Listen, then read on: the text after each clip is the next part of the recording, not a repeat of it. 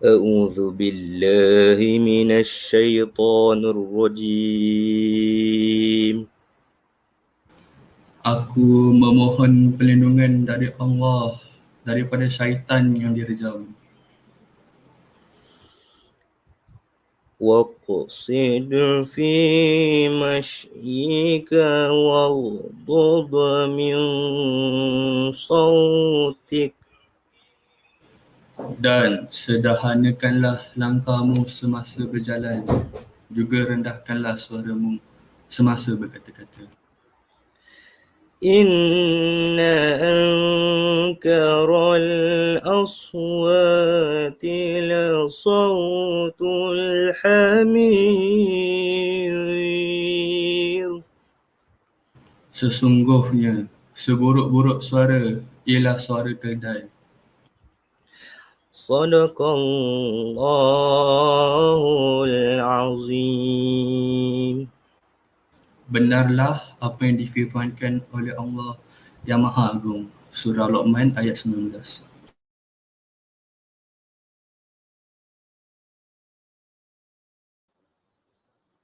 Terima kasih kepada pihak Jabatan Pendidikan WPKL kerana memberi kami peluang untuk menyertai program Usrah Murid Bicara Ilmu pada tahun 2021. Bismillahirrahmanirrahim. Assalamualaikum warahmatullahi wabarakatuh.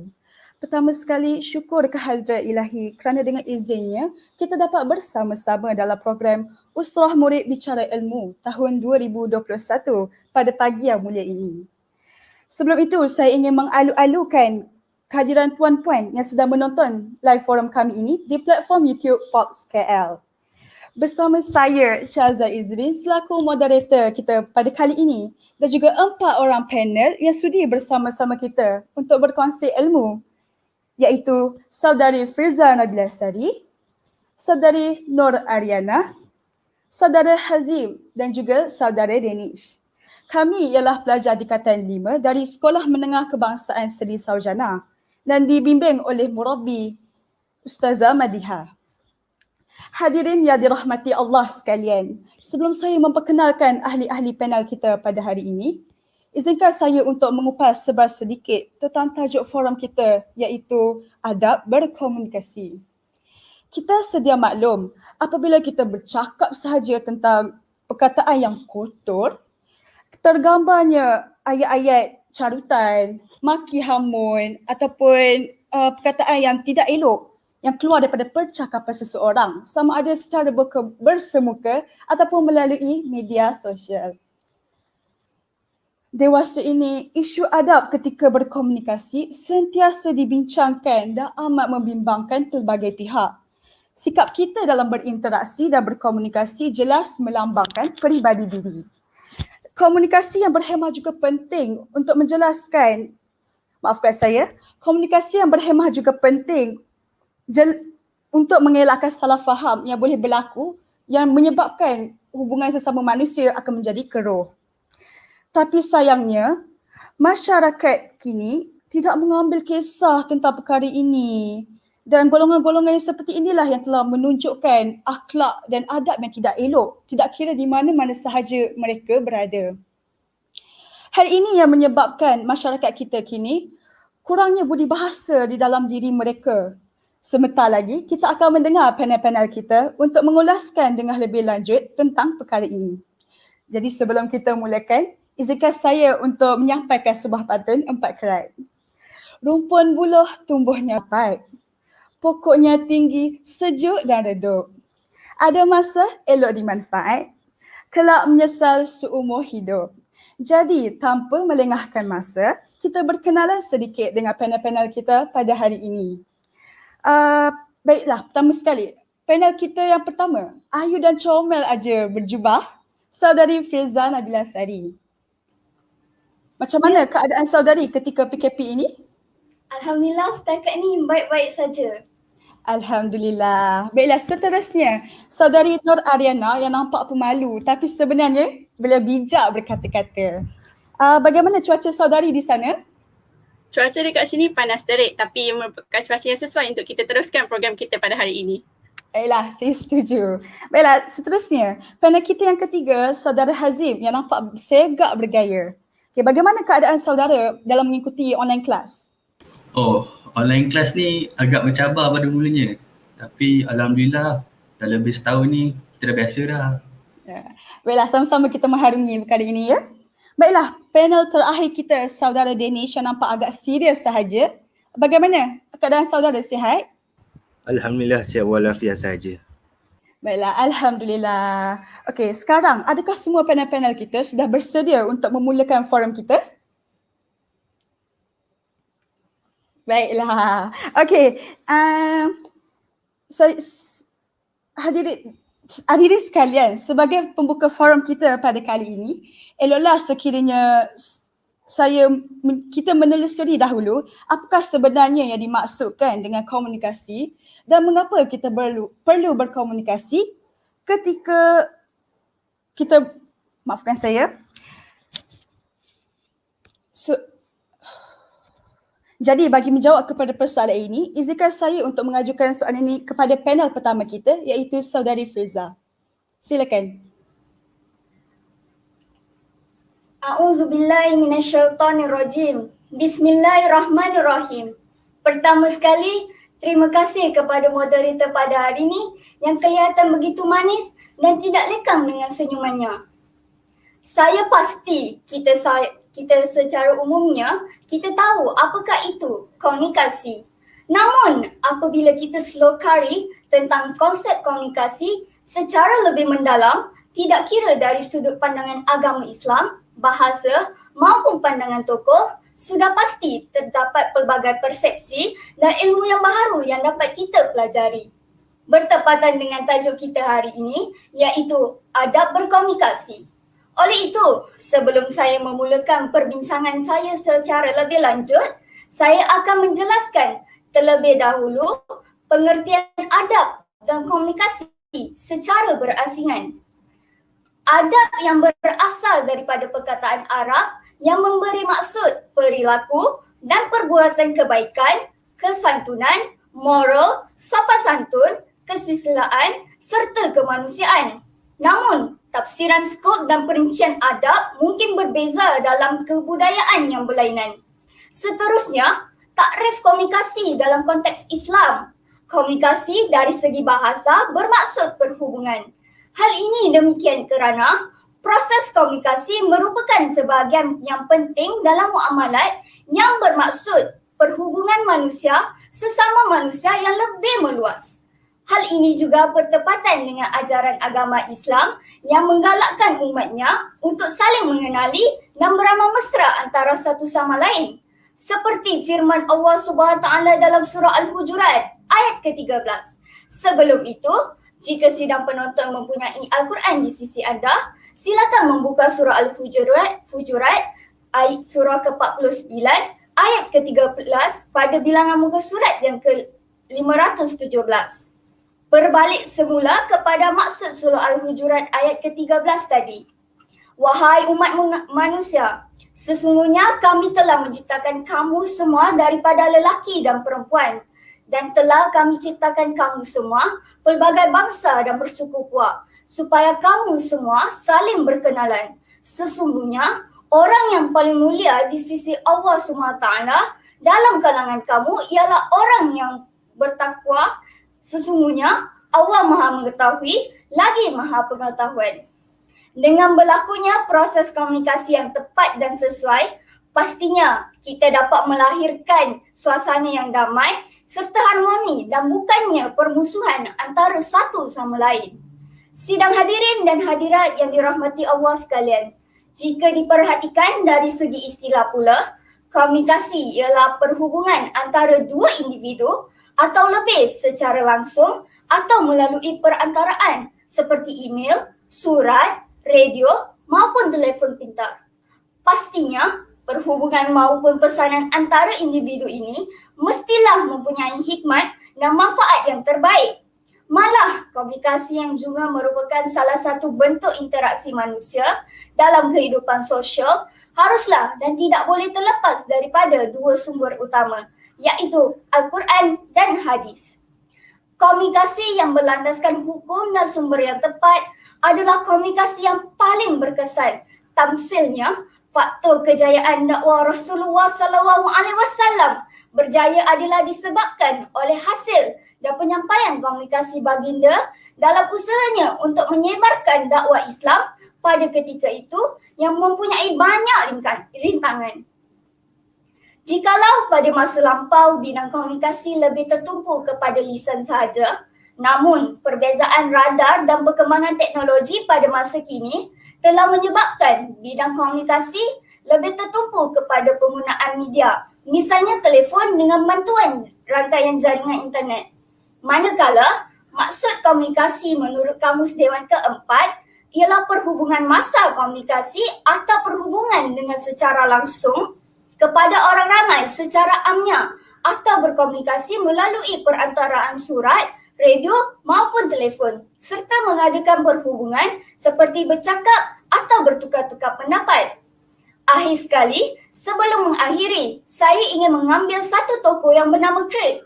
Craig yang merupakan seorang tokoh mengatakan bahawa komunikasi merupakan proses menghantar dan menerima maklumat dan proses ini berlaku sekurang-kurangnya melibatkan dua orang atau lebih secara berterusan dan memberi kesan antara satu sama lain.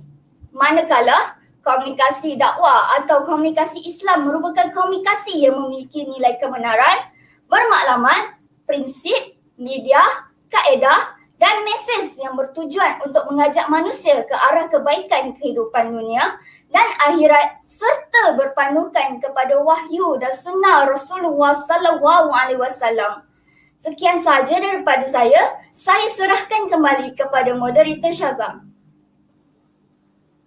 Sidang hadirin, demikian tadi adalah penjelasan tentang maksud berkomunikasi yang saya rasa ia agak terperinci dan juga menarik daripada saudari Feza.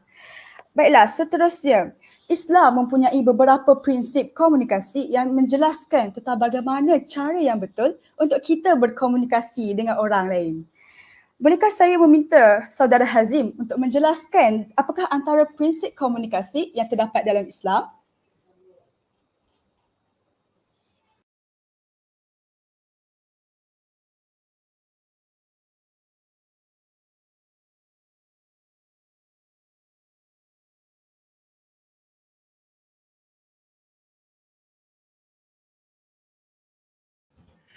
Okey.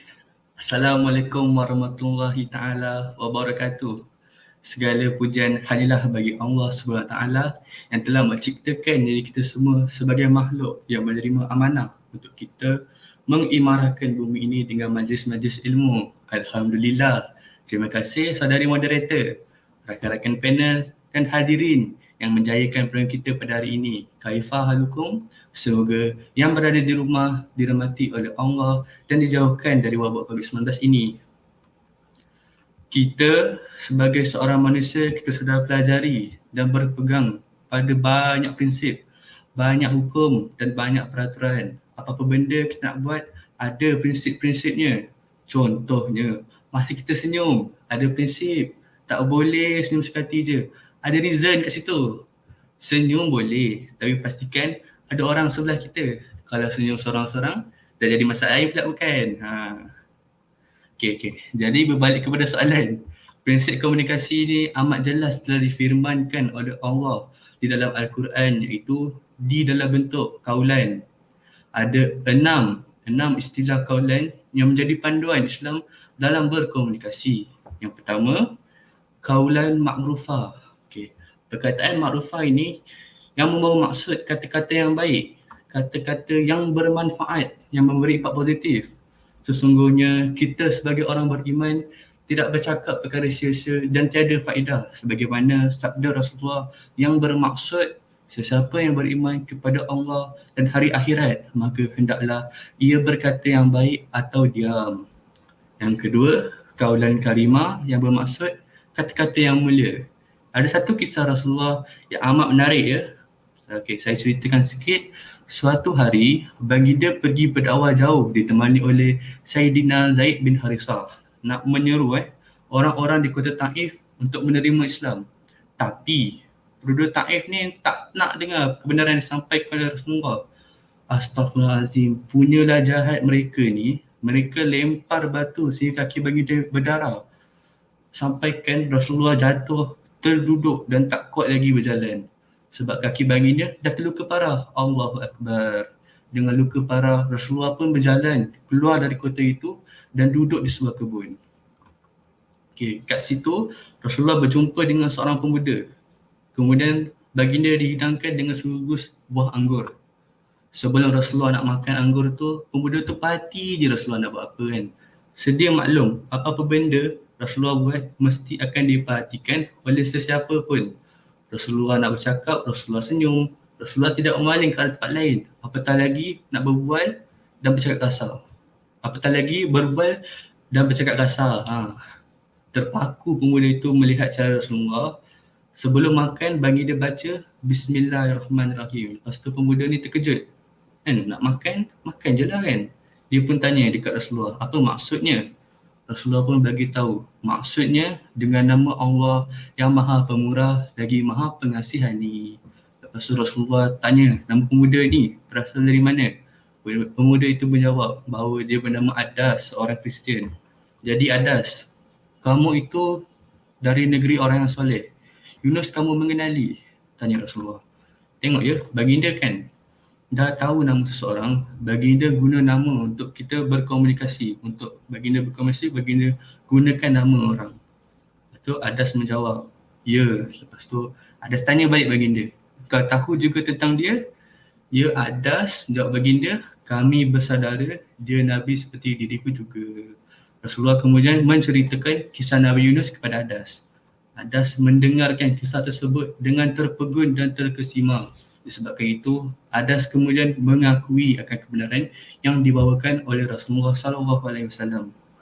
Okay, kita nampak baginda mengajar kita dengan percakapan yang mulia seperti memanggil nama Adas berulang-ulang kali, membaca bismillah dan bercerita dengan penuh kasih sayang kepada seorang pemuda amat besar impaknya. Kita nampak walaupun tiada yang dapat menerima Islam sebagai agama mereka semasa Nabi pergi berdakwah, tetapi Allah SWT membalas dengan kedatangan Adas. Baginda balik dengan akhlak baginda yang masih utuh walaupun sedih dengan umatnya. Allah berikan seorang pemuda untuk menerima dakwah Rasulullah dan mampu membuat baginda gembira. Okey, baik. Untuk prinsip yang ketiga, saya ingin menyebut tentang kaulan maisuran, kata-kata yang mudah difahami. Imam Ibnu Qayyim Al-Jauziyah menjelaskan gaya bicara Rasulullah amat terperinci dan jelas pada setiap kata. Isteri Nabi Aisyah mengatakan tidaklah Rasulullah berbicara kepada kalian dengan cepat, namun beliau berbicara dengan jelas dan terperinci sehingga mereka yang duduk bersama beliau dapat menghafal apa yang beliau sampaikan. Saya kira itu sahaja daripada saya untuk 3 prinsip komunikasi dan saya serahkan baki 3 kepada saudara Adana. Terima kasih kepada saudara Hazim. Assalamualaikum dan salam bahagia saya ucapkan kepada semua hadirin dan hadirat yang berada dalam live stream YouTube kita pada pagi ini. Berbalik kepada soalan mengenai prinsip berkomunikasi dalam Islam tadi. Prinsip keempat yang diajarkan dalam Islam adalah kaulan sadida yang bermaksud perbicaraan atau perkataan yang baik, jujur dan tidak berbelit-belit. Seperti yang ditulis dalam Al-Quran, Surah An-Nisa ayat yang ke-9. Dan hendaklah takut kepada Allah orang-orang yang seandainya meninggalkan di belakang mereka anak-anak yang lemah, yang mereka khawatir terhadap kesejahteraan mereka. Oleh sebab itu, hendaklah mereka bertakwa kepada Allah dan hendaklah mereka mengucapkan kaulan sadida. Kawan-kawan, dalam pada kita berbicara dan berkomunikasi sesama kita, hendaklah juga menitik beratkan prinsip kaulan sadida ini. Allah memerintahkan kepada orang-orang yang beriman untuk berbicara dengan kaulan sadida, iaitu perkataan yang sopan, tidak kurang ajar, perkataan yang benar, bukan yang batil. Jadi, Allah SWT memerintahkan manusia untuk sentiasa bertakwa dengan perkataan yang benar.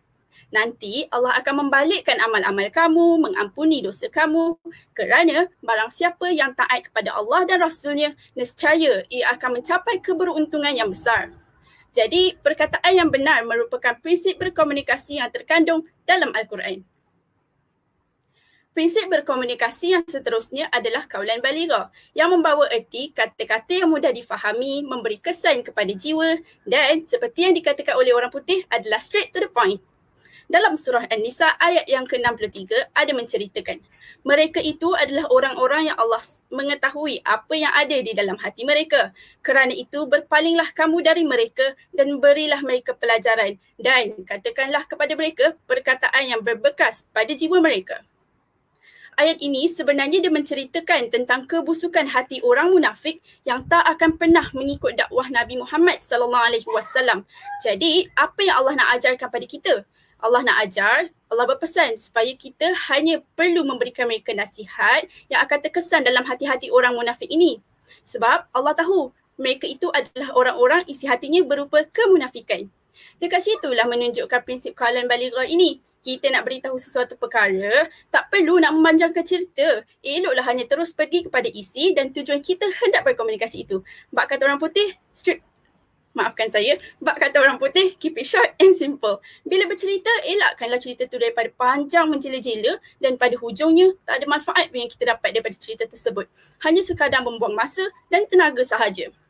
Begitu juga kalau kita nak nasihat orang, janganlah sampai apa yang kita nasihatkan itu hanya panjang berjela tapi si pendengar pun tak dapat apa-apa kesan. Nak bercerita pun ada caranya kan? Sekarang dah tahu, dapat sesuatu, amalkan. Prinsip berkomunikasi yang terakhir adalah kaulan layyinah yang bermaksud perbicaraan yang lemah lembut dengan suara yang enak didengar dan penuh keramahan sehingga dapat menyentuh hati. Dalam surah Taha ayat yang ke-44 ada menceritakan, maka berbicaralah kamu berdua kepadanya dengan kata-kata yang lemah lembut. Mudah-mudahan ia sedar atau takut. Ayat ini sebenarnya dia menceritakan tentang kisah Nabi Musa AS dan Nabi Harun AS ketika mereka diperintahkan oleh Allah SWT untuk menghadapi Fir'aun dan agar keduanya berkata kepada Fir'aun dengan perkataan yang lain iaitu lemah lembut dan tidak meninggikan suara supaya Fir'aun merasa tersentuh dan jiwanya tergerak untuk menerima pesanan komunikasi mereka. Nampak tak betapa indahnya agama Islam ini? Dengan musuh pun Allah masih lagi menyuruh kita untuk tidak berkasar tau. Masya Allah. Kawan-kawan pasti setuju kan kalau saya kata tak ada siapa pun yang suka kalau nak berbicara dengan orang-orang yang kasar ni.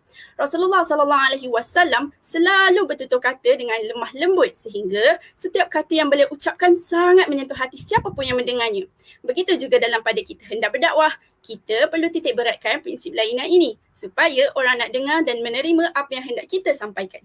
Sebelum saya habis menjawab soalan ini, saya nak pesan pada semua. Dalam surah Al-A'raf ayat yang ke-55 ada tertulis, berdoalah kepada Tuhanmu dengan rendah hati dan suara yang lembut. Sungguh dia tidak menyukai orang yang melampaui batas. Dalam pada kita sibuk nak menjaga adab berkomunikasi sesama manusia, jangan kita lupa untuk menjaga adab dengan pencipta kita. Itu sahaja, saya serahkan semula kepada moderator.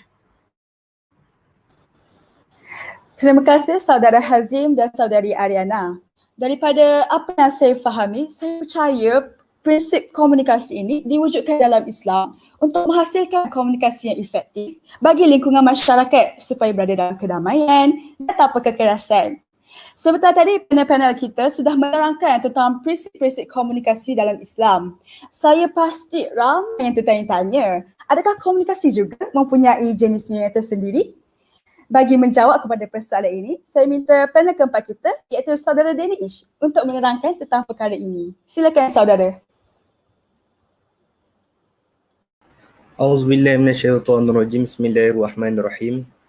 Alhamdulillahirabbil alamin wassalatu wassalamu ala asyrafil anbiya'i wal mursalin sayyidina wa maulana Muhammad wa ala alihi washabbihi ajmain, amma ba'd.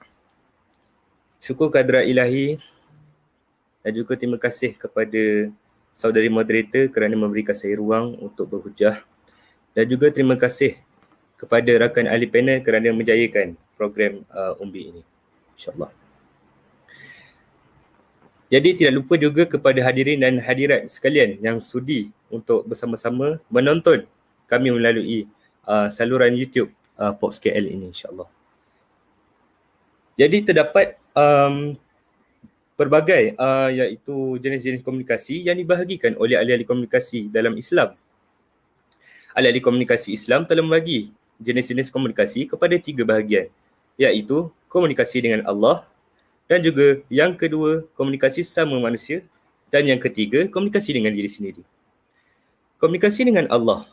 Ianya merupakan tingkatan komunikasi yang tertinggi kerana berkait rapat dengan hubungan Allah Subhanahu Wa Taala semasa beribadat.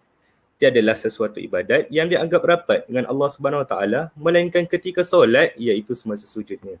Malah, keistimewaan dalam Islam, ia tidak menghadkan tempat, ruang serta masa untuk beribadat.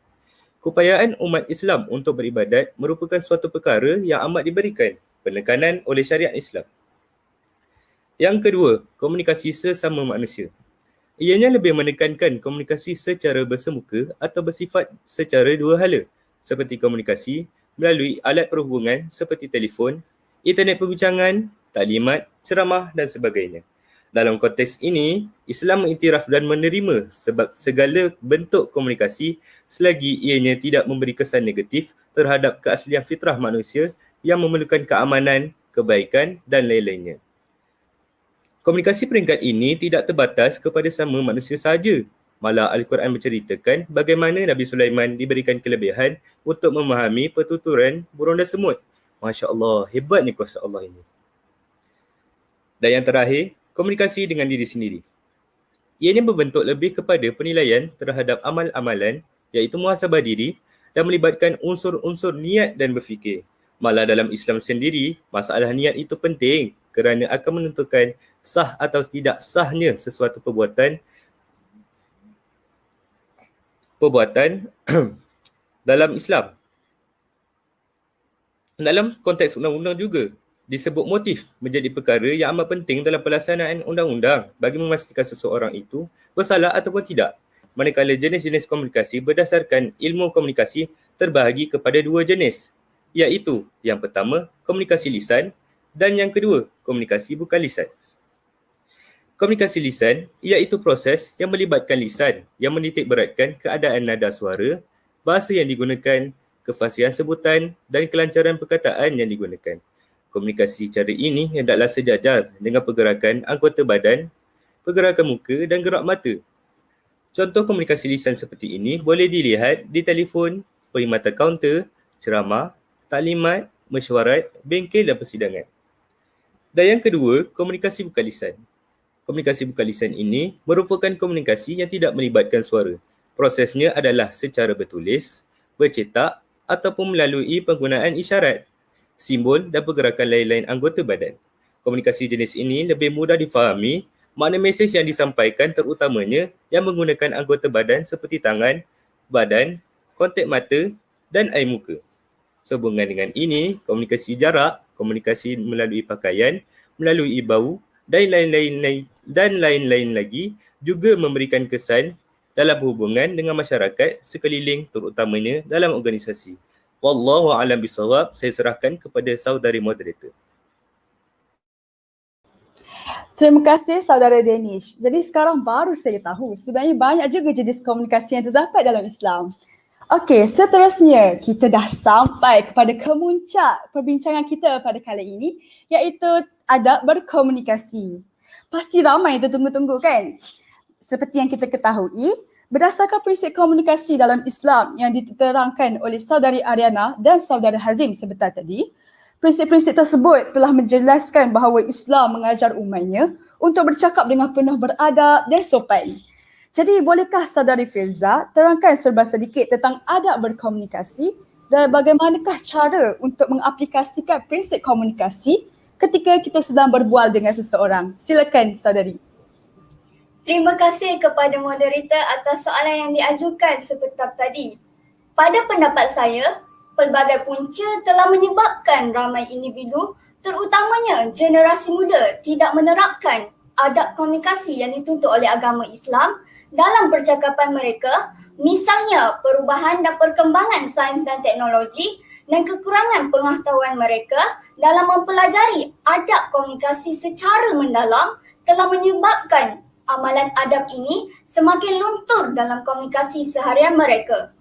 Sidang hadirin dan hadirat sekalian, adab komunikasi yang pertama ialah kita tidak boleh melalaikan daripada melakukan ibadat dan tanggungjawab seperti menjaga solat dan tidak mengabaikan tugasan maupun perintah ibu bapa.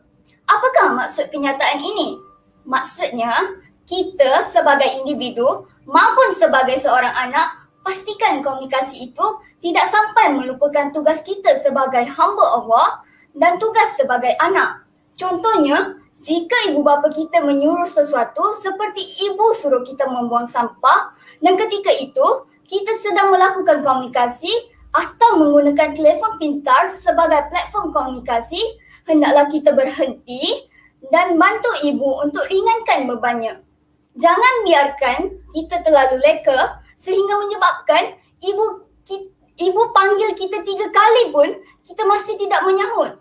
Allahu Akbar. Tidak terasa berdosa apabila kita telah mengecewakan ibu bapa kita sendiri walaupun benda ni mungkin dianggap sezara kecil oleh sebahagian daripada kita semua, namun besar kesannya juga kepada tanggungjawab kita sebagai anak. Malah terdapat satu hadis di mana Rasulullah SAW bersabda yang bermaksud, redha Allah bergantung kepada redha ibu bapa, manakala kemurkaan Allah bergantung kepada kemurkaan ibu bapa. Riwayat At-Tirmizi. Sebelum saya hendak meneruskan, saya ingin bertanya kepada sahabat panel saya, Saudari Ariana.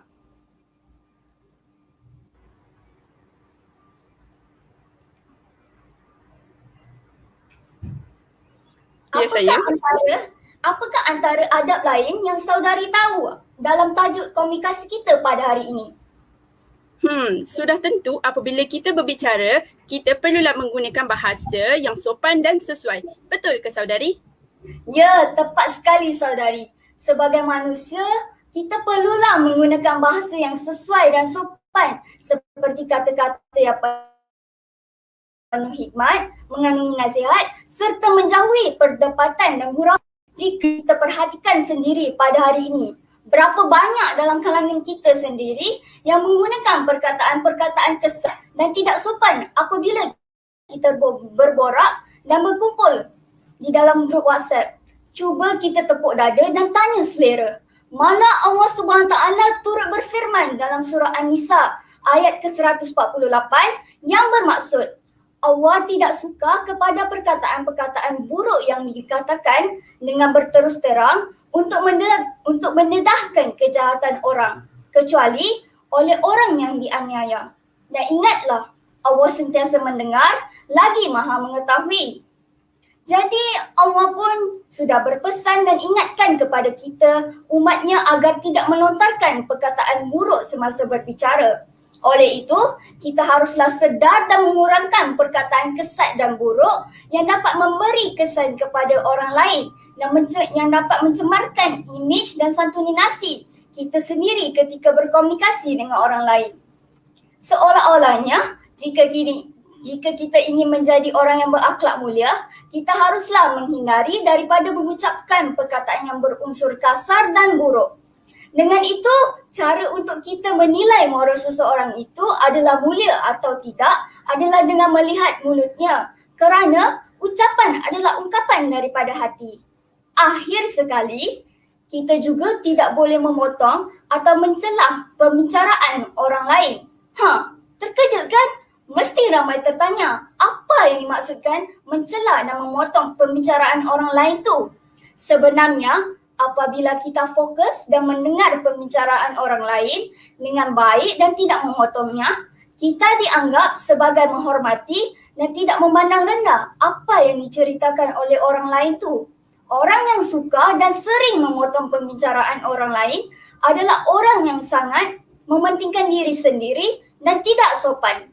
Namun, contohnya kita di dalam kelas maupun di online kelas, ada sesuatu benda yang kita tak berapa faham dan kita nak bertanya, boleh, tapi ada cara dia.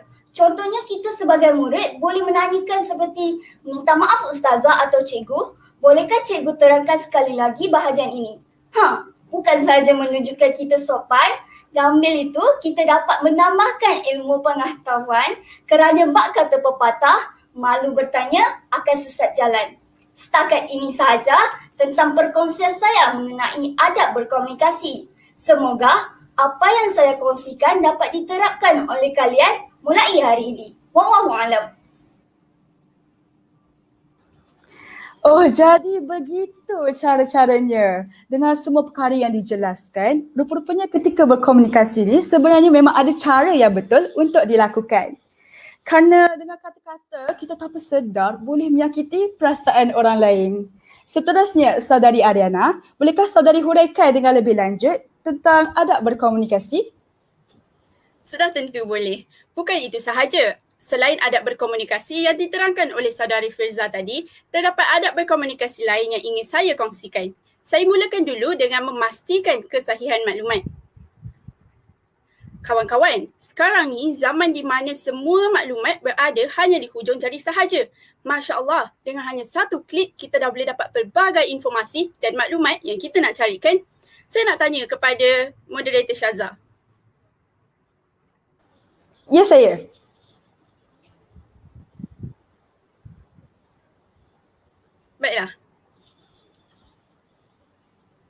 Baiklah, Syaza pernah tak nampak satu artikel yang Syaza sangat minat atas talian, lepas tu Syaza nak kongsikan kepada rakan-rakan dalam grup?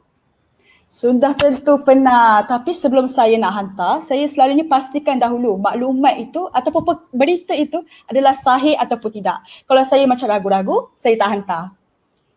Alhamdulillah, itu adalah sikap yang bagus. Pastikan apa yang kita kongsikan itu adalah sahih. Salah satu sikap yang wajib ada pada diri seorang Muslim adalah sentiasa memastikan dan menyimak apa jua maklumat dan berita yang sampai kepadanya.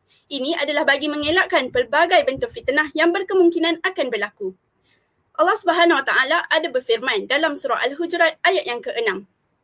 Wahai orang-orang yang beriman, jika datang kepada kamu seorang fasik membawa sesuatu berita, maka selidiklah kebenarannya supaya kamu tidak menimpakan sesuatu kaum dengan perkara yang tidak diingini dengan sebab kejahilan kamu mengenainya sehingga menjadikan kamu menyesali apa yang telah kamu lakukan. Dari surah Al-Hujurat ayat ke-6 itu tadi, Allah berpesan pada kita agar menyelidik dahulu latar belakang berita sesuatu perkara agar kita tidak memfitnah sesuatu kaum itu. Allahu Akbar. Maka jauhilah tabiat berkongsi sesuatu perkara itu tanpa mengetahui kesahihannya. Jauhi juga dusta dan bohong. Akhir sekali, amalkan prinsip siasat sebelum sebar. Saya akan pergi kepada adab berkomunikasi yang seterusnya. Adab ini dia berkait rapat dengan yang tadi, iaitu tidak menyebarkan fitnah dan membuka aib. Pada era globalisasi ini, ramai sangat orang yang terlalu selesa dan menjadi satu kebiasaan untuk mereka membuka aib orang lain di media sosial. Saya tekankan dekat sini mengenai media sosial ya, kerana dekat situ merupakan satu platform yang terbesar untuk menyebarkan aib. Ya Allah, rakan-rakan mesti sering dengarkan perkataan spill the tea. Allahu Akbar, pada zaman kini mereka tidak lagi mengambil peduli tentang perkara tersebut kerana mereka hanya memikirkan perasaan dan kepuasan hati masing-masing. Hadirin dan hadirat yang dirahmati Allah sekalian, walaupun cerita yang dikongsikan itu adalah cerita yang benar dan sahih, selagi ia membawa keburukan kepada mana-mana pihak, ia tetap dinamakan aib. Daripada Ibnu Umar radhiyallahu anhu bahawa Rasulullah sallallahu alaihi wasallam bersabda yang bermaksud, barang siapa yang mencari-cari aib atau kelemahan saudaranya yang muslim, nescaya Allah akan membuka aibnya walaupun dia hanya berada di dalam rumah. Hadis riwayat Imam Al-Tirmizi. Kawan-kawan yang saya kasihi sekalian, saya mohon sangat, tolonglah kita sama-sama menutup aib sesiapa sahaja. Agama pun menyuruh kita untuk menutup aib sendiri, kenapa pula kita nak jatuhkan aib muka orang lain? Oleh itu, apa jua niat atau alasannya, prinsip agama tidak membenarkan kita membuka aib saudara kita kerana niat tidak menghalalkan cara. Bercakap mengenai aib, masalah seterusnya yang sering berlaku adalah fitnah. Fitnah pada masa kini berleluasa dengan cara yang lebih mudah berbanding pada masa lampau. Hal ini kerana perkembangan teknologi yang semakin rancak menjadikan amalan fitnah ini semakin mudah tersebar. Saya petik hadis yang diriwayatkan oleh Huzaifah radhiyallahu anhu. La yadkhulul jannata namamun. Maksudnya tak masuk syurga orang yang menyebarkan fitnah ini. Riwayat Al-Bukhari dan Muslim. Subhanallah, nampak tak betapa besarnya kesan orang yang memfitnah ini? Saya nak tanya kepada saudari Firza.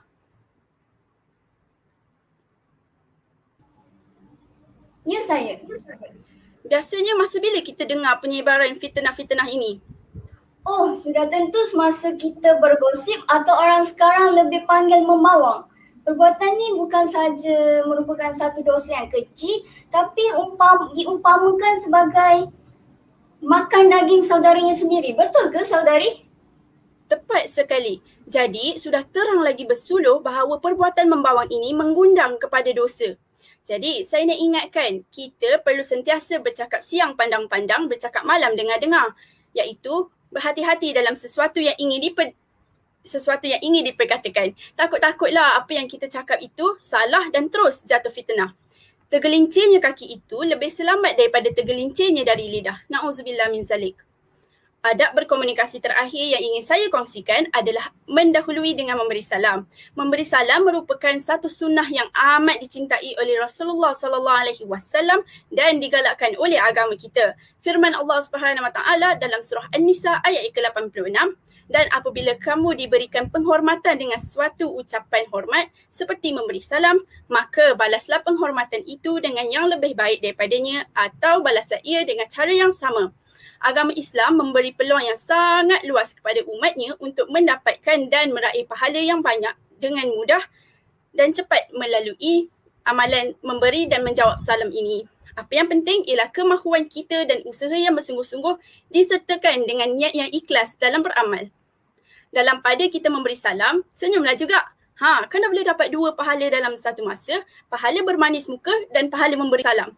Mesti pernah dengar kan senyum itu sedekah? Itu adalah benar dalam sabda Rasulullah SAW yang bermaksud, senyummu di depan saudaramu adalah sedekah bagimu. Sahih hadis riwayat Al-Tirmizi. Pernah tak terfikir hanya dengan satu senyuman ikhlas yang terukir pada wajah kita, kita mampu untuk membahagiakan hari-hari orang lain. Macam mana?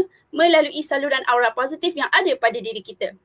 Jadi sekarang dah tahu kan? Jom kita sama-sama amalkan. Bila nampak je saudara Islam kita, kita berikan senyuman yang paling manis dan berikanlah salam. Begitulah cara untuk kita merapatkan hubungan silaturahim sesama Islam. Islam ini adalah agama yang mudah, tetapi jangan ambil mudah tau. Sebelum saya akhiri jawapan saya kepada soalan berkaitan adab ini, saya ingin berpesan pada semua. Kita wajib menjaga adab ketika berkomunikasi. Adab yang dijaga mencerminkan kepribadian diri seseorang. Itu sahaja. Terima kasih kepada saudari Firza dan juga saudari Ariana atas penerangan yang disampaikan. Hadirin sekalian, ini jelas menunjukkan bahawa betapa pentingnya adab ini di dalam kehidupan kita. Jadi semoga kita dapat bersama-sama mengamalkan adab ini, adab berkomunikasi ini yang diajarkan oleh Islam. Baiklah, seterusnya, seperti yang saya nyatakan pada awal bicara tadi, apabila bercakap tentang adab, sebenarnya ramai yang mengambil berat dan risau tentang perkara ini. Tapi tetap ada segelintir masyarakat yang masih tidak menggunakan bahasa yang sopan ketika berkomunikasi, terutamanya para remaja. Oleh itu, sudah tentu kita nak tahu kan, apakah sebenarnya punca yang menyebabkan perkara ini boleh berlaku dalam kalangan remaja. Jadi boleh saya minta pencerahan daripada saudara Hazim? Silakan. Terima kasih saudari moderator. Alhamdulillah, dengan beradab dapat menyempurnakan perangai dan perilaku seorang insan seperti yang diceritakan tadi oleh saudari Ariana dan Firza. Kalau diri kita elok sekalipun tetapi tidak beradab, tetap tiada gunanya. Adab nak makan, nak tidur, nak mandi dah berkait dengan tajuk kita, adab nak berkomunikasi, semuanya Islam dah ajar. Yang pertama, baiklah, di sini saya akan sharekan 3 punca utama masalah begini berlaku. Yang pertama, peranan ibu bapa mendidik anak dari kecil. Kita tak sempurna, walaupun ibu bapa dah cuba untuk kekalkan karakter baik di rumah, tapi ada masanya terlepas cakap, terajak emosi, panas baran, hilang sabar dan sebagainya. Allah itu maha mengetahui, sebab tu itulah diutuskan kita seorang manusia yang kita boleh jadikan contoh dan taulatan yang baik sebagai ikutan anak-anak. Iaitu Rasulullah SAW, Rasulullah ada mengajar bila anak jadi marah, ajarkan hadis ini. Jika kamu marah dalam keadaan berdiri, duduklah. Jika kamu masih marah, berbaringlah. Jika kamu masih marah, pada sudah dalam keadaan berbaring, segera bangkit dan ambil air wuduk untuk bersuci dan lakukan solat sunat 2 rakaat. Okey. Kalau anak tidak berkata jujur pula, bagaimana? Ajarkan hadis ini. Hendaklah kamu selalu berlaku jujur kerana kejujuran membawa kepada kebaikan dan kebaikan membawa seorang kepada syurga. Ingat, redha Allah terletak pada redha kedua ibu bapanya. Terlalu banyak pengajaran daripada kisah hidup dan hadis Rasulullah untuk diajarkan kepada anak-anak. Maka sebagai ibu bapa, cubalah melazimi setiap teguran, setiap nasihat, setiap tunjuk ajar kepada anak-anak dan kaitkan kepada sifat peribadi Rasulullah supaya mereka membesar melihat Rasulullah sebagai role model terhebat untuk dirinya. Jadi, punca kedua terjadinya masalah sebegini adalah kerana kurang didikan mengenai cara dan prinsip komunikasi yang betul. Sesungguhnya Allah menyuruh kamu supaya menyerahkan segala jenis amanah kepada ahlinya, dan apabila kamu menjalankan hukuman di antara manusia, kamu menghukum dengan adil. Sesungguhnya Allah itu memberi pengajaran yang sebaik-baiknya kepada kamu. Sesungguhnya Allah sentiasa mendengar lagi sentiasa melihat. Surah An-Nisa ayat ke-58. Okey, kalau ibu bapa tak mampu untuk menjadikan diri kita sebagai contoh tauladan kepada anak-anak atas kelemahan sendiri-sendiri, maka penting untuk memperkenalkan diri dan sifat peribadi Rasulullah kepada anak-anak dalam setiap aspek kehidupan mereka. Macam saya cakap tadi, ajar dan pelajarilah cara Rasulullah berkomunikasi. Bukan saja kita dapat keberkatan, malah kita mendapat pahala dengan mengikut sunnah-sunnah baginda. Punca yang ketiga ini agak general, iaitu teguran. Ad-dinu nasihat. Agama itu nasihat. Nasihat bermaksud menyucikan sesuatu. Apabila seseorang menegur, pastikan outputnya baik, bermanfaat. Bila nasihat, ada nasih, iaitu orang yang menegur, mansuh orang yang kena tegur. Mansuh ni perlu mengambil positif. Jika dia memandang nasihat sebegitu, insya-Allah berguna padanya. Imam Ghazali menulis, kawan memuji, musuh memarahi dan mencela. Namun, pujian kawan itu merosakkan kita dan celaan yang dilemparkan insya-Allah memperbaiki diri kita. Okay, bagi tugas nasih pula, seperti sabda Rasulullah, balighun anni walau ayat, yang bermaksud sampaikanlah kalian daripadaku walaupun sepotong ayat. Okay, ini bahaya pula. Kalau kita dapat sesuatu perkara tetapi kita tak sampaikan kepada lain, apa jadinya kan?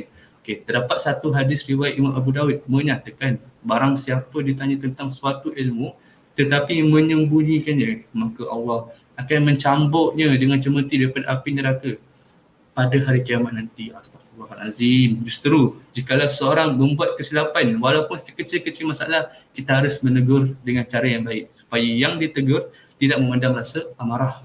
Okay. Dan jikalau orang yang tidak ada ilmu, macam mana pula? Kalau tak tahu, tidak patut untuk mengajar. Bukannya tidak perlu, tetapi dia perlu belajar.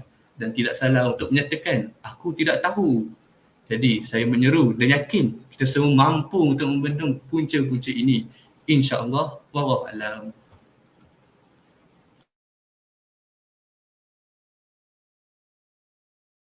Selepas mendengar penerangan saudara, saya pasti anak-anak atau remaja itu sendiri tidak patut dipersalahkan 100% kerana mereka sendiri perlu dibimbing oleh ibu bapa dan orang yang lebih tua daripada mereka. Terima kasih saudara Hazim kerana menjawab kepada persoalan ini. Sebentar tadi, saudara Hazim menerangkan tentang punca yang menyebabkan ramai remaja sekarang kurang beradab ketika berkomunikasi. Dan jika kita lihat pada zaman kini, memang kebanyakannya berpunca daripada apa yang saudara Hazim sampaikan sebentar tadi. Jika kita ingin melihat seseorang individu yang patut kita contohi daripada segi berkomunikasi, sudah tentunya Rasulullah SAW. Kalau para hadirin ingin mengetahui bagaimanakah cara Rasulullah SAW berbicara, saya minta saudara Danish lah untuk terangkan dengan lebih lanjut tentang perkara ini. Silakan saudara. Bismillahirrahmanirrahim. Allahumma salli ala Sayyidina Muhammad wa ala ali Sayyidina Muhammad. Salawat ke atas junjungan bagi Nabi Muhammad sallallahu alaihi wasallam yang menjadi pedoman ataupun teladan serta panduan terutamanya kepada umat Islam. Terima kasih kepada saudari moderator yang memberi ruang untuk saya berkongsi mengenai cara Rasulullah SAW berkomunikasi. Kita sebagai umat Islam sewajarnya mengikuti perbuatan ataupun sunnah seperti yang diriwayatkan dalam hadis yang sahih daripada Malik bin Al-Huwairith radhiyallahu anhu daripada bahawa Nabi SAW bersabda, "Wassallu kama ra'aitumuni usalli." Maksudnya, dan solatlah kamu seperti mana kamu melihat aku solat. Hadis riwayat Al-Bukhari. Sunnah fi'liyah yang merupakan perkara dari segi perbuatan Nabi SAW seperti cara solat, haji, adab-adab dan sebagainya harus diikuti oleh kita untuk memperoleh syafaat baginda Nabi SAW. Saudara Hazim? Ya, saya. Adakah saudara tahu sebersedikit cara Rasulullah SAW berkomunikasi? Saya rasa macam cerita Adas tadi. Baginda tidak berkata begitu pantas namun berbicara dengan tegas dan jelas. Betul kan? Ya, betul tu saudara. Terdapat hadis yang bermaksud Rasulullah SAW tidaklah berbicara seperti yang biasa kamu lakukan, iaitu berbicara dengan nada yang cepat. Namun, baginda berbicara dengan nada yang perlahan dan dengan perkataan yang jelas dan terang, lagi mudah dihafal oleh orang yang mendengarnya. Hadis riwayat Abu Daud. Begitu jugalah dalam kehidupan sehari-harian kita. Marilah bersama-sama kita mengamalkan teladan Rasulullah SAW. Berbicaralah dengan perlahan dan jelas. Janganlah terburu-buru sehingga apa yang diucapkan menjadi tidak jelas didengar oleh orang lain. Kau nak laju-laju, kau nak pergi mana kan? Selain itu, kita juga perlu bercakap benar dan menghindari daripada menyatakan yang dusta. Sekiranya kita terlalu bercakap perkara yang palsu, kesannya kita akan menyebarkan perkara tidak menyebabkan jatuhnya fitnah. Salah satu sifat Nabi ialah siddiq, iaitu berkata benar. Terdapat juga hadis mengenai golongan dusta, ialah daripada Abu Hurairah radhiyallahu anhu bahawasanya Rasulullah SAW bersabda, tanda-tanda orang munafik ada 3, iaitu apabila dia berbicara, dia dusta, apabila dia berjanji, tidak ditepati, dan apabila diberi amanah, dia khianati. Hadis riwayat Al-Bukhari dan Muslim. Elakkanlah diri kita daripada tergolong orang yang munafik. Na'udzubillahi min zalik. Terdapat hadis yang diriwayatkan, iaitu, dan barang siapa yang beriman kepada Allah dan hari akhirat, maka hendaklah dia berkata yang baik ataupun diam. Hadis riwayat Al-Bukhari. Di sini Rasulullah SAW menegaskan bahawa Nabi SAW memerintahkan kita agar berkata benar ataupun diam. Nabi SAW turut menegaskan supaya umatnya jangan menghina atau mengaibkan orang lain. Daripada Abu Zar radhiyallahu anhu dikatakan bahawa beliau mendengar Nabi SAW bersabda dan maksudnya, tidaklah seseorang itu melempar tuduhan kepada orang lain dengan kefasikan dan tidak pula menuduh dengan kekufuran, melainkan tuduhan itu akan kembali kepadanya jika saudaranya tidak seperti itu. Hadis riwayat Al-Bukhari. Nabi SAW juga bersikap rendah diri dan menjauhi sikap berdolak dalih ketika berkomunikasi. Nabi SAW juga bersabda, sombong adalah menolak kebenaran dan meremehkan manusia. Hadis riwayat Muslim. Sikap sombong dan berdolak dalih dalam berkata menyebabkan masyarakat berasa benci, dan sikap sombong itu sikap yang amat dibenci oleh Allah SWT. Wallahu a'lam bishawab. Saya serahkan kepada saudari moderator. Ya Allah, nampak tak betapa mulianya cara Rasulullah SAW berkomunikasi kan? Oleh itu kita perlulah mencontohi Rasulullah dengan membaca lebih banyak lagi kisah-kisah tentang bagaimana cara Rasulullah berkomunikasi dengan para isteri serta sahabat-sahabatnya. Berbalik kepada punca yang kita bincangkan sebentar tadi, apakah jalan penyelesaian kepada perkara ini? Mari kita dengarkan pendapat daripada saudari Ariana mengenai peranan masyarakat itu sendiri di dalam hal ini dan bagaimana ia dapat memberi hikmah kepada diri mereka. Silakan. Terima kasih atas soalan yang diajukan itu. Jadi, bagi menjawab kepada persoalan saudari Syaza mengenai peranan masyarakat dalam adab berkomunikasi. Hadirin dan hadirat yang dirahmati Allah sekalian, masyarakat turut memainkan peranan yang penting dalam memastikan adab berkomunikasi ini akan sentiasa diterapkan dalam diri seseorang untuk melahirkan generasi yang berkualiti dalam percakapan. Tetapi jika dilihat pada masa kini, kumpulan masyarakat juga semakin alpa untuk mengaplikasikan adab ini dalam kehidupan seharian. Hal ini mungkin berlaku kerana masyarakat lupa akan peranannya. Saya akan kongsikan beberapa peranan yang sepatutnya dimainkan oleh masyarakat untuk menerapkan adab ini dalam jiwa generasi kini. Antara peranan kita sebagai masyarakat adalah untuk memastikan penggunaan bahasa yang sesuai. Saya beri contoh yang mudah. Banner atau iklan pasaran di jalan raya memainkan peranan yang penting dalam penggunaan bahasa yang sesuai, kata-kata yang mudah difahami dan iklan yang tidak berbelit-belit. Ini ada dalam prinsip berkomunikasi, kaulan masyurah dan kaulan layyinah. Masyarakat perlu menunjukkan teladan dan penggunaan bahasa yang sesuai agar dapat diikuti oleh generasi muda. Ingat juga bahawa bahasa jiwa bangsa. Peranan yang seterusnya adalah bermesra dengan sesiapa sahaja, tidak kira kaum dan agama. Agama Islam tidak pernah mengajak umatnya untuk bersombong dan bermasam muka terhadap orang yang bukan Islam. Kita masih perlu menghormati agama dan bangsa lainnya. Sebagai umat Islam, berikan layanan yang terbaik dan janganlah kita menimbulkan muslihat hanya kerana mereka bukan beragama Islam. Bahkan Nabi SAW sangat menghormati mereka sebagai manusia yang bermasyarakat walaupun agama mereka tidak diiktiraf oleh Islam. Tunjukkan bahawa Islam ini adalah agama yang saling hormat menghormati dan saling sayang menyayangi. Kita tak tahu, hidayah itu milik Allah. Mungkin bila kita berbaik dengan mereka, mereka lebih tertarik dengan Islam. Wallahu a'lam. Jadi, selepas saya berikan dua peranan yang dimainkan oleh masyarakat itu tadi, apakah hikmah di setiap perkara yang berlaku?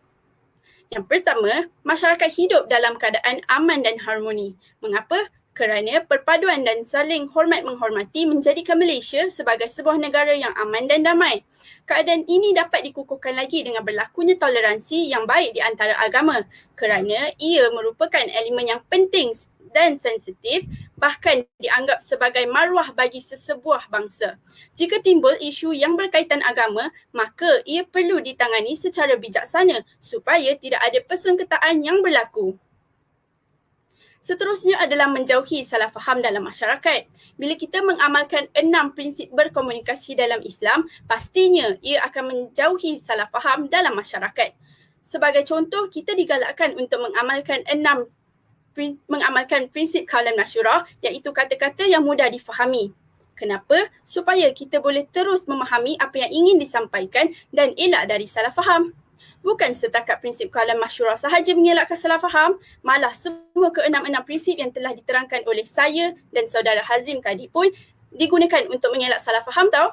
Islam ini adalah agama yang lengkap dan sempurna. Setiap perkara yang diperintahkan oleh Allah Subhanahu Wa Taala memberikan kebaikan kepada hamba-Nya. Allahu Akbar.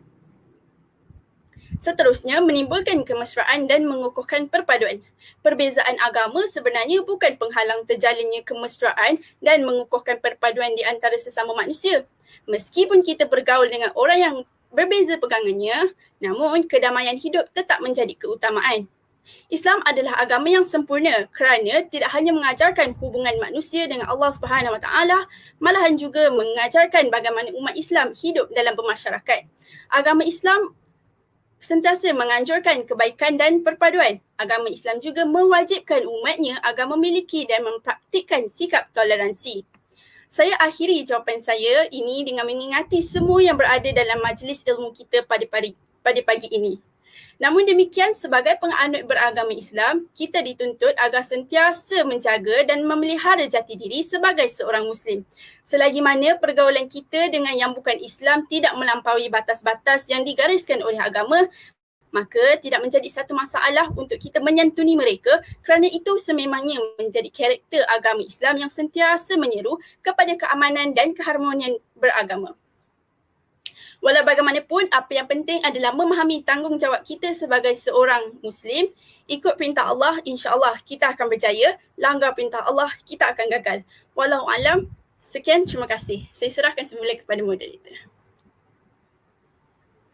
Hujah saudari tadi telah menunjukkan bahawa sebenarnya masyarakat mempunyai peranan yang agak besar dalam mendidik remaja-remaja zaman kini supaya beradab ketika berkomunikasi. Selain masyarakat, Remaja itu sendiri juga sepatutnya memainkan peranan untuk tidak melibatkan diri dengan perkara-perkara negatif yang dapat memudaratkan diri mereka sendiri, termasuklah adab ketika berkomunikasi.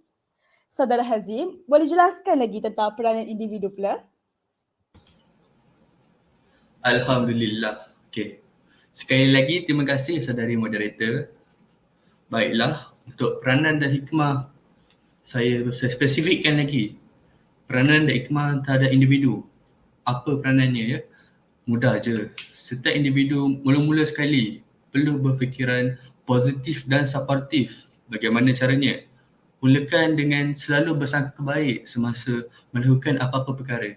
Rasulullah SAW bersabda, sesungguhnya seorang mukmin ketika berbaik sangka kepada Tuhannya, maka dia akan memperbaiki amalnya, sementara orang yang buruk, dia berburuk sangka kepada Tuhannya sehingga dia melakukan amal keburukan. Kita dah bersangka baik tapi masih tak boleh berfikiran positif. Terdapat satu hadis menyebut seseorang itu sungguh menakjubkan kerana setiap perkaranya itu baik, namun tidak akan terjadi sedemikian kecuali pada seorang mukmin yang sejati. Jika ia mendapat kesenangan, ia bersyukur dan itu baik baginya. Jika ia tertimpa kesusahan, ia bersabar dan itu baik baginya. Belajarlah untuk bersyukur dalam segala hal yang sedang dialami, baik senang maupun susah. InsyaAllah apabila kita bersyukur terhadap Allah, mesti kita mampu sesama manusia untuk bersikap positif. Saya pasti setiap individu mampu mempraktikkan setiap yang saya cuba ajarkan sebentar tadi. Untuk hikmahnya pula, banyak manfaat yang kita dapat terima. Yang pertama, kita dapat meningkatkan ilmu agar dapat membezakan baik atau buruk. Semasa kita belajar di sekolah maupun dalam aktiviti seharian, contohnya masa tolong ibu memasak, kita tanya resepi daripada ibu kita. Nak masak rencah apa, nak letak gula ke tak, garam tak berapa banyak. Kita dapat belajar sebab kita takut tak sedap masakan tu. Nak solat sekalipun kita akan berbicara sekaligus dapat mengembangkan idea dan pemikiran kita. Jadi dari kebaikan individu kita dapat kat situ. Seterusnya, yang kedua, dapat melahirkan individu yang berakhlak mulia yang dapat menjadikan contoh kepada orang lain. Okey, siapa contoh utama kita yang patut kita contohi? Rasulullah adalah contoh utama pembentukan akhlak sebagaimana sabda baginda yang bermaksud, sesungguhnya aku diutuskan untuk menyempurnakan akhlak yang mulia. Alhamdulillah. Yang ketiga, dapat menyelesaikan masalah dengan mudah kerana saling bertolak ansur. Macam saya sebutkan dalam peranan setiap individu, yang pertama, buanglah perasaan negatif jauh-jauh. Dalam setengah perkara, Islam boleh bertolak ansur, tetapi jika ia melibatkan kezaliman, penindasan, Islam tak boleh bertolak ansur. Baik, akhir sekali mendapat keredaan Allah kerana mengamalkan ibadah yang mulia. Kehidupan kat dunia ni sementara, walaupun kita lelah, kita penat mencari keredaan daripada Allah, tapi sangat berbaloi demi kehidupan abadi di akhirat. Menerusi firman Allah SWT bermaksud, sesungguhnya mereka sentiasa berlumba-lumba dalam mengerjakan dan sentiasa berdoa kepada kami dengan penuh harapan serta takut, dan mereka pula sentiasa khusyuk kepada kami. Surah Al-Anbiya ayat ke-90. Masya Allah, betapa besarnya hikmah yang Allah SWT kurniakan kepada kita. Alhamdulillah, saya akhiri dengan sedikit pesanan boleh. Ulti al-bibi saraha, hayya naba'idil karaha, syakirin akuli nakmah, ba'idin anil fatana. Ada mata, pandanglah keindahan. Ada mulut, berbudilah pertuturan. Ada hati, berilah kesayangan. Ada nikmat, syukurlah rezeki berkekalan. Ada salah dan silap, sudilah dimaafkan. Marilah bersama yang sia-sia kita elakkan. InsyaAllah boleh. Sesungguhnya yang baik datangnya daripada Allah dan yang buruk datangnya daripada saya sendiri. Wallahualam. Terima kasih. Jadi itu adalah antara peranan individu dan bagaimana ia dapat memberi galakan kepada remaja untuk mendidik diri mereka sentiasa beradab ketika berkomunikasi. Masyarakat dan individu. Selain dua perkara ini, tentulah keluarga yang memainkan peranan utama untuk mendidik anak-anak mereka sendiri. Saudari Firza, boleh bincangkan tentang isu ini? Terima kasih kepada saudari moderator Syazah. Sebuah keluarga pastinya mempunyai peranannya yang tersendiri dalam membentuk keluarga ataupun anaknya dalam mengamalkan komunikasi di dalam kehidupan seharian. Bak kata lidah pendeta, bagaimana acuan begitu lakuinya. Sebagai seorang ibu bapa, mereka perlulah mempamerkan akhlak terpuji di hadapan keluarga agar seorang anak itu dapat menjadikan ibu bapa mereka sebagai kayu pengukur yang utama dalam membentuk kepribadian yang mulia. Pertama sekali, ibu bapa perlu mengajar atau mendidik anak-anak mereka tentang cara dan prinsip komunikasi yang betul. Jika perkara ini tidak diterapkan dalam diri mereka, perkara ini akan menyebabkan punca masalah pengabaian adab berkomunikasi akan berlaku seperti apa yang dijelaskan oleh saudara Hazim sebentar tadi. Contohnya, ibu bapa memainkan peranan yang penting dalam mengajar anak untuk bercakap sopan dan lemah lembut. Hal ini bukan sahaja penting dalam usaha untuk membentuk personaliti anak mereka yang positif, malah penting agar hubungan komunikasi dengan kedua ibu bapa dapat dijalinkan dengan penuh kasih sayang. Seterusnya, ibu bapa juga perlu mengajar anak untuk memandang wajah ibu bapa ketika bercakap. Lama-lama, bermula dengan ibu bapa, perkara ini akan menjadi kebiasaan untuk anak-anak memandang wajah pembicara yang sedang bercakap dengan mereka kelak. Selain itu, kaedah yang dipilih oleh ibu bapa dalam usaha untuk membentuk akhlak turut memainkan peranan yang penting agar mendapat hasil yang positif. Pelbagai kaedah pendidikan akhlak yang telah dibincangkan di dalam Al-Quran, misalnya kaedah teladan yang bertepatan dengan firman Allah SWT dalam surah Al-Ahzab ayat ke-21, bahawa Rasulullah SAW itu adalah contoh teladan yang terbaik kepada seluruh umat manusia. Oleh itu, ibu bapa yang merupakan kehadiran utama dianggap sebagai role model oleh anak-anak perlu berhati-hati dan menjaga serta memperlihatkan sikap yang mulia di hadapan mereka agar rangsangan panca indera mereka akan membentuk kepribadian yang baik. Justru, jelaslah di sini bahawa watak dan kepribadian anak-anak bergantung kepada cara didikan dan contoh teladan yang diterimanya. Jika ada peranannya, pasti ada hikmahnya. Antara hikmah yang dapat diperolehi daripada peranan ibu bapa ini ialah hubungan kekeluargaan dapat dirapatkan. Keluarga bahagia akan mendapat keredaan Allah. Allahu Akbar. Bayangkan jika satu hari anda semua ada anak dan anak itu ikut tunjuk ajar kita yang baik. Sejuk bukan mata kita memandangnya? Dengan erti kata lain, anda juga telah berjaya mendidik anak-anak anda untuk menjadi individu yang mengetahui adab dan prinsip yang diterapkan dalam Islam. Namun, realiti masyarakat sekarang ini membuktikan bahawa proses pendidikan akhlak yang dilakukan oleh ibu bapa masih belum untuk membentuk kepribadian secara optimumnya. Oleh itu, kita perlulah mengambil iktibar agar dapat digunapakai oleh anda seharian kelak, tidak kira dalam usaha untuk mendidik dan membentuk kepribadian anak-anak anda. Seterusnya, anak-anak yang mempunyai kepribadian dapat menjaga nama baik keluarga. Hal ini amat memainkan peranan penting bagi seorang anak untuk menjaga air muka dan nama baik keluarga mereka. Oleh itu, sebagai pelajar, jika kita merasakan kita tidak mampu untuk memberikan atau menghadiahkan sesuatu untuk ibu bapa kita sekarang, ingatlah, dengan hanya menjaga nama baik keluarga, ibu bapa kita akan merasa bangga dan gembira kerana mempunyai anak-anak seperti kalian. Firman Allah SWT dalam surah At-Tahrim ayat ke-6 yang bermaksud, hai orang beriman, peliharalah dirimu dari keluargamu dari api neraka. Akhir sekali, hikmah yang terakhir ialah ibu bapa dapat membentuk kepribadian anak, misalnya anak yang berbudi bahasa. Amalan berbudi bahasa yang semakin dipinggirkan hendaklah dimartabatkan kembali oleh generasi muda yang telah dididik dari kecil ini. Bak kata pepatah, orang berbudi kita berbahasa, orang memberi kita merasa. Jadi sudah terang lagi bersuluh, golongan muda ini dituntut untuk menghormati orang tua dan menyayangi orang muda. Islam juga telah menjelaskan tahap ketinggian iman dengan budi pekerti yang luhur. Suka saya akhiri perkongsian saya hari ini dengan serakap pantun. Tegak rumah kerana sendi, rosak sendi, rumah binasa.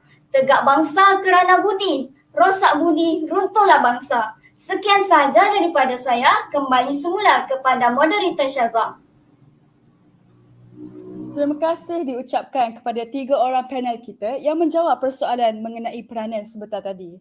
Peranan merujuk kepada tanggungjawab yang dimainkan oleh seseorang dalam kalangan tertentu.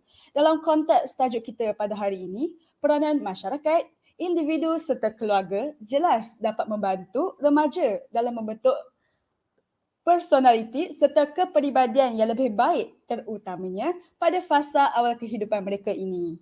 Apabila peranan telah dimainkan, pihak-pihak ini juga yang dapat membantu remaja untuk belajar dengan lebih mendalam tentang adab, termasuklah adab-adab ketika berkomunikasi. Alhamdulillah, tamat sudah sesi kita pada kali ini. Kesimpulannya, adab berkomunikasi ini perlulah dipraktikkan ketika kita sedang berbicara dengan ibu bapa, ahli keluarga, guru-guru, rakan-rakan serta seluruh masyarakat, tidak kira bangsa, agama, pangkat ataupun darjat. Adab ketika berkomunikasi dikaitkan dengan amalan berbudi bahasa. Seperti yang dinyanyikan oleh penyanyi tersohor di Malaysia iaitu Datuk Siti Nurhaliza. Budi bahasa, budaya kita. Oleh itu, kita haruslah mempraktikkan adab ketika berkomunikasi seperti yang disebutkan oleh beberapa hadis Rasulullah SAW, iaitu mereka yang terbaik budi pekertinya merupakan hamba yang paling dicintai Allah, mukminin yang paling sempurna imannya serta yang paling dekat dengan Rasulullah SAW di akhirat kelak. Budaya Melayu secara umumnya menitik beratkan nilai yang baik dalam berkomunikasi dan berbahasa tidak kira secara bersemuka ataupun melalui media sosial. Malah melalui komunikasi yang baik, manusia dapat membina kehidupan yang lebih tenang dan sentiasa ceria. Itu sahaja perkongsian kami pada kali ini. Semoga melalui perkongsian ini, perkara-perkara yang dibincangkan sebentar tadi dapat menjadi asbab masyarakat untuk lebih beradab dalam berkomunikasi. Kami memohon maaf jika ada tersilap kata atau terkasar bahasa. Sesungguhnya semua yang baik datang daripada Allah Subhanahu Wa Taala dan yang buruk semuanya datang daripada kesilapan diri kami sendiri. Semoga kita berjumpa lagi pada masa akan datang. Sekian wabillahi taufiq wal hidayah. Assalamualaikum warahmatullahi wabarakatuh.